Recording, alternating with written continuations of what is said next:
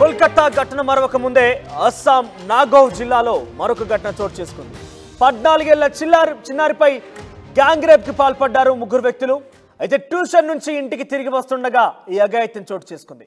10వ తరగతి చదువుతున్న విద్యార్థిని అయితే ఉదయం స్కూల్ ముగించుకున్న తర్వాత ట్యూషన్కి వెళ్ళింది. ఆ తర్వాత ట్యూషన్ నుంచి గురువారం రోజున సాయంత్రం ఇంటికి వస్తున్న నేపథ్యంలో బైక్ పై వచ్చినటువంటి ఒక ముగ్గురు వ్యక్తులు ఆ అమ్మాయిని ఎత్తుకెళ్లారు.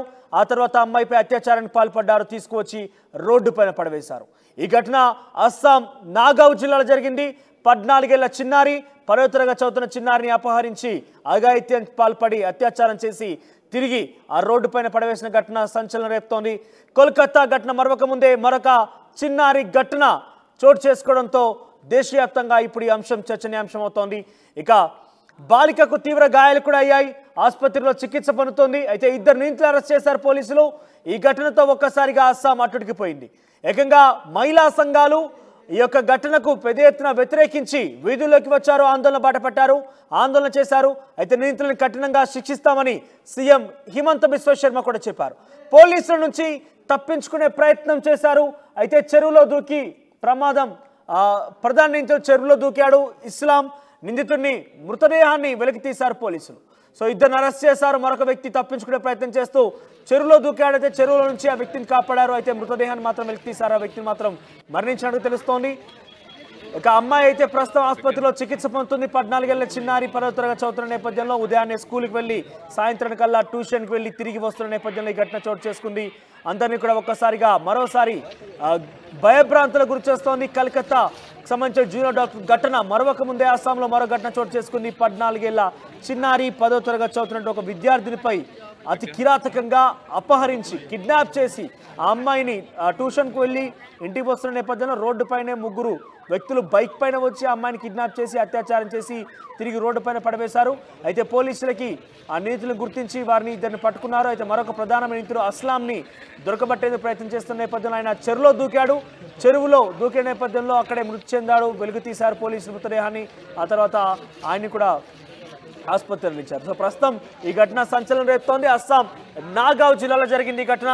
కోల్కతా జూనియర్ డాక్టర్ ఘటనపై ఇప్పటికే సుప్రీంకోర్టు సుమోటోగా తీసుకుంది కేసుని. సిబిఐ కూడా ఎంక్వైరీ స్టార్ట్ చేసింది. సంజయ్ రాయ్ అరెస్ట్ చేశారు. లై డిటెక్టర్ టెస్ట్ కూడా చేసేందుకు సిద్ధమైంది.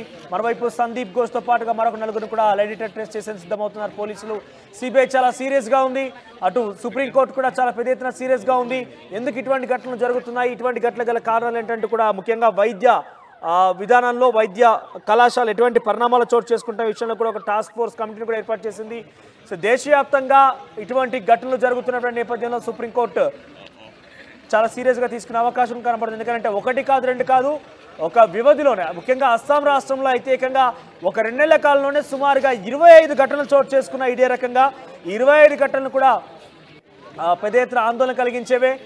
రేప్ ఘటనలు చెప్పొచ్చు. అపహరించి కిడ్నాప్ చేసి అత్యాచారం చేసే ఘటనలు ఎక్కువగా ఉన్నాయి. అయితే కొంతమంది ఎవరో గుర్తు తెలియని వ్యక్తులు అక్కడికి ఏరియాలోకి అనుమానాస్పదంగా వచ్చి అమ్మాయిలను అపహరించి అత్యాచారం చేస్తున్నట్టుగా పెద్ద ఎత్తున ఆరోపిస్తున్నారు అక్కడ స్థానికులు. నిన్న సాయంత్రం ఎక్కడ చూసినా కూడా అస్సాం రాష్ట్రంలో ఆందోళన రేకెత్తించాయి. చాలా వరకు రోడ్డెక్కి నిందితులు కఠినంగా శిక్షించాలంటూ డిమాండ్ చేశారు. ముఖ్యమంత్రి హిమంత బిశ్వ శర్మ అయితే వారందరూ కూడా కఠినంగా శిక్షిస్తామని చెప్పారు. ఇప్పటివరకు 2 అయితే పట్టుకున్నారు. మరొక నిందితుడు ప్రధాన నిందితుడు ఇస్లాం అయితే ఆత్మహత్య చేసుకున్నాడు.